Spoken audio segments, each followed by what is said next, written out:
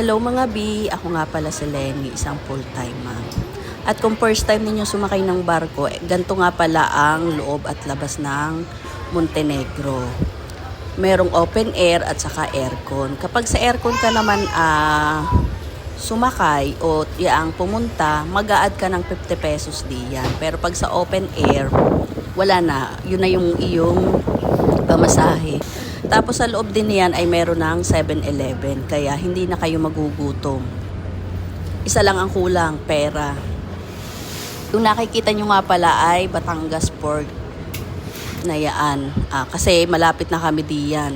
Tapos nag-stop kami diyan sa gitna kasi overload yung ano ba nila, yung daungan kasi puno. Naghintay pa kami diyan ng ilang siguro mga 1 hour para makadaong yung aming barko. Yung Starlight nga diyan, parang 3 hours na daw na palutang-lutang sa gitna kasi nga wala silang madaungan, puno lahat ang terminal. Kaya kami naghintay pa ng bakante. Tapos siya may dumating na ganyang maliit na bangka sa Montenegro. Hindi ko alam kung para saan yan.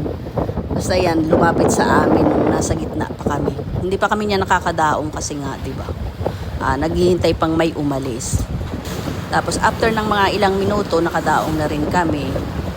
At makikita ninyo kung anong itsura ng Batangas Port. Ayan, tingnan nyo. Maganda na rin naman ang Batangas Port. Sobrang linis, tapos walang katao. Basta ilan-ilang piraso ang mga tao.